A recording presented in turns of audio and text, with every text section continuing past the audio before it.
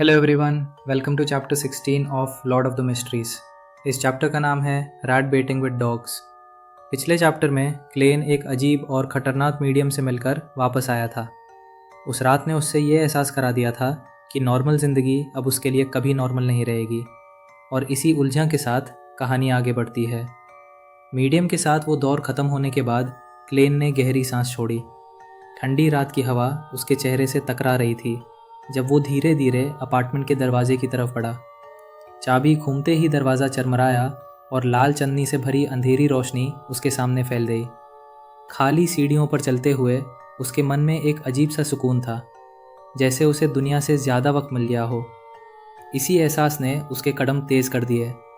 अपने कमरे का दरवाज़ा खोलते ही बिना अंदर कदम रखे उसकी नज़र डेस्क के सामने बैठी एक परछाई पर पड़ी।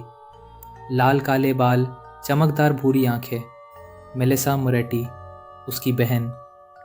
मेलिसा ने हैरानी से पूछा कि वो इतनी रात को कहाँ गया था।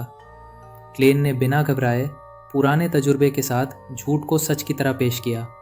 रनिंग करने गया था, नींद नहीं आ रही थी। पसीने का हवाला दिया, जैकेट उतारी। मेलिसा ने आधे मन से देखा और फिर उसे तसल्ली दी। इंटरव्यू का स्ट्रेस देने की ज़रूरत नहीं। क्लेन ने सिर्फ मुस्कुराकर बात टाल दी। उसने अपने मन की असली उलझन नहीं बताई, ना डन का ऑफ़र, ना नाइट हॉक्स का सच। तब मेलिसा अचानक एक अजीब सी चीज़ ले आई। गियर्स, लोहे के टुकड़ों और स्प्रिंग से बना हुआ एक टॉर्टॉइस जैसा टॉय। स्प्रिंग कसकर उसने डेस्क पर रखा। कह कह कह, वो हिलने लगा, कुड़ने लगा रिदम में। मेलिसा ने बताया कि जब भी वो परेशान होती है, इसे देखकर उसे सुकून मिलता है। क्लेन ने भी माना। सिंप्लिसिटी और रेगुलरिटी वाकई दिमाग को शांत करती है। उसने तारीफ़ की और पूछा कब बनाया। बस एक शब्द ने कमरे का माहौल बदल दिया। टॉर्टोइज नहीं, ये पपेट है। एक पल के लिए खामोशी छा गई। क्लेन ने बात संभलते हुए टॉपिक बदलने की कोशिश की, पर उसी वक्त मेलिसा के पेट से आवाज़ आई। शर्मिंदगी में वो पपेट उठाकर अपने कमरे में भाग गई। क्लेन मुस्कुरा दिया। रात के बच्चे हुए सन्नते में वो डेस्क पर बैठा और लालचंद को देखते हुए सोच में डूब गया। डन स्मिथ का ऑफ़र, नाइट हॉक्स का सिविलियन स्टाफ बनना, फ़ायदे भी थे और ख़तरे भी। चर्च के इतने पास रहना, अपने राजों को छुपाना मुश्किल होता। बियॉन्डर बनना मतलब कंट्रोल खो देने का रिस्क। पर बिना शक्ति के आने वाले अजीब हादसों से कैसे बचा जाए। सिर्फ गैदरिंग पर भरोसा काफ़ी नहीं था। पोशंस के मटेरियल्स, प्रैक्टिस का ज्ञान, सब मुश्किल था। और अगर किसी अंडरग्राउंड ऑर्गेनाइजेशन को ज्वाइन करे तो ज़िंदगी हमेशा डर में बीत जाती।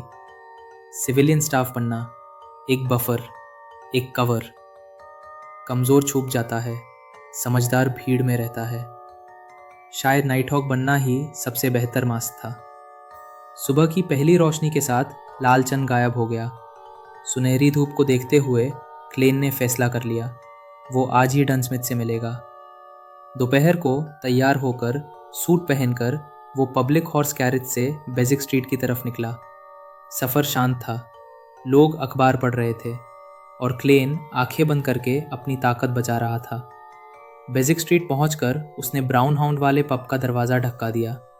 अंदर शोर, गर्मी और शराब की बू थी। लोग आयरन केज के आसपास जमा थे। 2 कुत्ते, और फिर सच सामने आया। Hundreds of rats. ये डॉग फाइटिंग नहीं था, ये रैट हंटिंग थी। कौन सा कुत्ता ज़्यादा शिकार करेगा, इसी पर बेटिंग हो रही थी। क्लेन ने सिर्फ सिर हिलाया और बार के पास पहुंच गया। उसने सीधा नाम लिया, मिस्टर राइट। डन स्मिथ का नाम सुनते ही बुद्धिया ने सच बता दिया।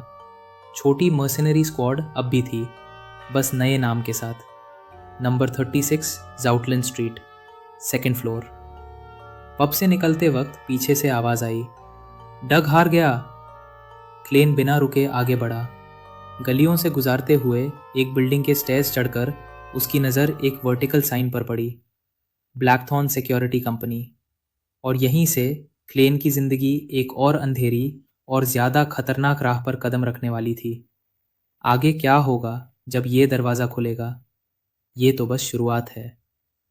ये चैप्टर यही ख़त्म होता है। मिलते हैं अगले वीडियो में न्यू चैप्टर के साथ। अगर वीडियो पसंद आया हो तो लाइक करो, शेयर करो और अगर आप इस चैनल पर नए हो तो सब्सक्राइब ज़रूर करो, क्योंकि हम अपने चैनल पर ऐसे ही वीडियोस रेगुलर लाते रहते हैं। Thank you for watching.